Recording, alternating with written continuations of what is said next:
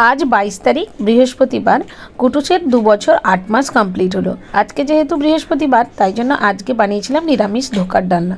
तो चलो और बेशी देरी ना करे भिडियोटा शुरू करा जाक।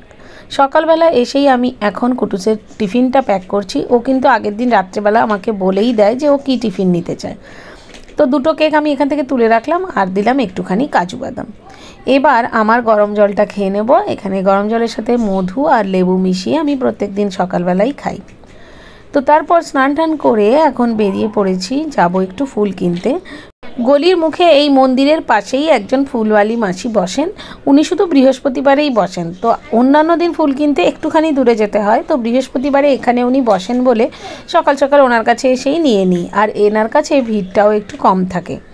তো এখান থেকে আমি আম পাতা পান কলা যা যা লাগে সব কিছু নিয়ে এসে পুজো করে দিয়েছি। আজকে আর সকালে উঠে রান্না বান্না করিনি, আগে পুজো করে নিয়েছি, পরে রান্না বান্না করব কারণ ফ্রিজে যা ছিল তাই দিয়ে কৌশিক খেয়ে চলে গেছে। Happy birthday. আজকে তোমার 2 বছর 8 মাস কমপ্লিট হলো। Happy birthday. ঠিক আছে, থ্যাংক ইউ বলো। আজকে একটু ধোকার ডালনা বানাবো, তাই জন্য ধোকার মিক্সটাকে একটু ভিজিয়ে রেখে যাব আর মেয়েকে স্কুলে ছেড়ে এসে তারপর রান্না করব। এটাতে ডাল বাটাবাটির ঝামেলা থাকে না, শুধু একটুখানি ভিজিয়ে রাখলেই হয়ে যায়। তাই জন্য মাঝে মাঝেই আমি এই ধোকার ডালনাটা বানাই। হ্যাঁ তোমার চুল আছে, তুমি তাড়াতাড়ি খাও। কুটুসকে স্কুলে ছেড়ে চলে এসেছি। এখানে বসিয়েছি চা শ্বশুরমশাই আর শাশুড়ি মায়ের জন্য, আর এদিকে ব্রেডগুলোকে সেঁকে নিচ্ছি। একটু ব্রেড বাটারই আজকে সকালবেলার টিফিনে দিয়ে দেবো। বাটারটাও বাইরে বের করে রেখে গেছিলাম আর কি সুন্দর একদম নরম হয়ে গেছে। আর আমার তো সামনেই গল ব্লাডারের অপারেশন হবে, তো তাই জন্য কুটুসকে এখন পুরোপুরি নিজের হাতে খাওয়া সব কিছু ঠিকঠাক করে যাতে নিজে বলতে পারে করতে পারে সেই সবগুলো প্র্যাকটিস করাচ্ছি। অ্যাকচুয়ালি ওকে কিন্তু আমি একদম ছোট থেকেই হাতে খাওয়াতাম, হাতে খেতে দিতাম আর কি, কিন্তু মাঝে একদম অভ্যেসটা চলে গেছিলো কারণ ও না একদম ভাত খেতে চাইতো না। আর তারপরে ওই পটির প্রবলেমটা হওয়ার পরে আমি ওকে জোর করে করে জল দিয়ে ভাত মেখে খাওয়াতাম।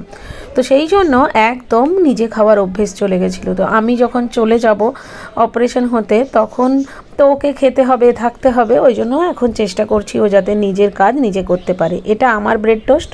এখানে আমি একটু গুড়ের পাউডার দিলাম কারণ আমি একদমই চিনি খাওয়া স্টপ করে দিয়েছি এখন। আর মানে খাওয়া দাওয়াটা একটু কম করেছি যাতে করে পেটে ব্যথাটা না হয়।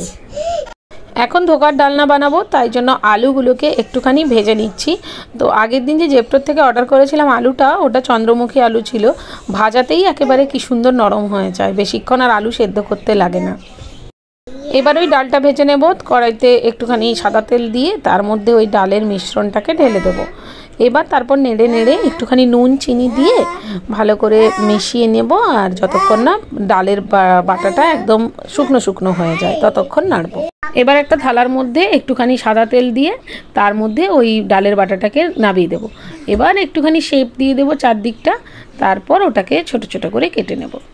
হ্যাঁ, গরম অবস্থায় কাটা যাবে না, একদম ঠান্ডা করে নিয়ে তারপরে কাটতে হবে। তাও আমার কিন্তু আজকে একটুখানি গরম ছিল কারণ কুটুসকে আনতে যাওয়ার সময় হয়ে যাচ্ছিল, তাই জন্য একটু গরম গরমই আমি কেটে নিয়েছি। তো সব কটা আমার ধোকার বড়া একেবারে রেডি হয়ে গেল। এগুলোকে এবার সাদা তেলে ভেজে নেব। কুটুসকে নিজের কাজ নিজে শেখাতে গিয়ে আমি যেটা বুঝছি যে আমরা যেটা ওকে বলছি সেটা কিন্তু ও মোটেই করে না, যেটা আমরা করছি সেটা দেখে ও নিজে করতে পছন্দ করে। এটা কিন্তু সব বাচ্চাই, আমরা যা চাই সেটা বাচ্চারা করবে না, আমরা যেটা করব সেটাই বাচ্চারা করবে। এই যেমন ধরো ব্রাশ করা, তো আমি দুবেলা ওর সামনে ব্রাশ করি, তবেই কিন্তু ও দুবেলা ভালোভাবে ব্রাশ করে, আগে একদম ব্রাশ করতে চাইতো না। খাওয়াটাও কিন্তু আমি ওর সামনে বসে খাই আর ওকে ইনস্ট্রাকশন দিই যে দেখো আমি কিভাবে খাচ্ছি। তো বলতে বলতে আমার সব কটা ধোকার ভাজা হয়ে গেছে। এবার একটুখানি আদা জিরে ফোড়ন দিয়ে আদা টমেটো আর হলুদ গুঁড়ো লঙ্কার গুঁড়ো, ব্যাস, আর কিচ্ছু মশলা দিইনি। মশলাটাকে ভালো করে কষিয়ে নিয়ে তার মধ্যে ভেজে রাখা আলুগুলো দিয়ে জল দিয়ে ফুটতে দিলাম। আমার জীবনে প্রথম হসপিটালে ভর্তি হওয়া সি সেকশনের সময়, আর মানে কুটুস হওয়ার সময়, তখন কিন্তু আমি শুধু একটাই চিন্তা করতাম যে আমার ভয় লাগতো আমার কতটা লাগবে। আর এখন শুধু এটাই ভেবে যাচ্ছি যে আমার মেয়েটা ওই কটা দিন ঠিক কিভাবে থাকবে। ছোটোবেলায় সব মায়েরাই একটা কথা বলে, যখন মা হবি তখন বুঝবি। এই কথাটা যে কতটা সত্যি, মা হলে তবেই বোঝা যায়। তো আমি নাবানোর আগে একটুখানি গরম মশলা আর ঘি দিয়ে দিলাম। ধনেপাতা নেই তাই ধনেপাতা দিইনি। এখন কুটুসের জন্য আজকে বানিয়েছিলাম একটুখানি বাউল মাছের ঝোল, সমুদ্রের মাছ। ওকে আমি মাঝে মধ্যেই খাওয়াই, অসুবিধে কিছু হয় না।